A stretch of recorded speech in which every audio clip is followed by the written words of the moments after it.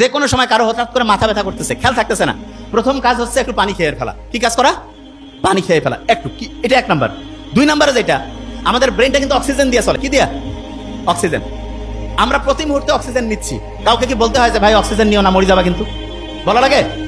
আল্লাহ automated একটা system করছে। তবে হ্যাঁ, একটা ভালো জিনিস আছে। সেটা কি?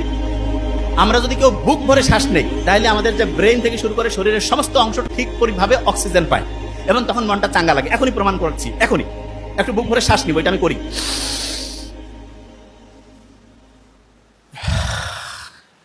নাক দিয়ে নেওয়া লাগবে কিন্তু। অনেকে মনে করবে যোগ ব্যায়াম করাচ্ছে না, এটা জিনিসটা কি বলি আরেকবার নেই।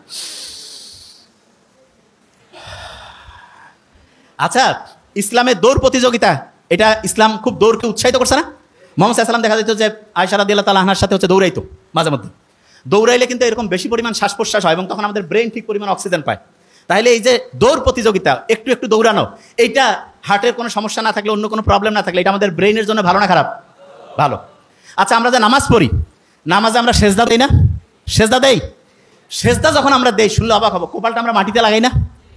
বিজ্ঞানীরা দেখতেছে যখন আমরা কপালটা মাটিতে লাগাই, যদিও এটা নিয়ে একেবারে প্রমাণিত না, কিন্তু ধারণা করতেছে, তখন হয় কি আমাদের এই যে এইখানে প্রিফ্রন্টাল কর্টেক্স আছে না এবং হিপ্পোক্যাম্পাস, যেই দুইটা ব্রেইনের রিজার্ভের মেইন জায়গা, পড়া মনে রাখার মেইন শক্তিশালী অংশ, সেই দুইটা শক্তিশালী হয়ে যায়।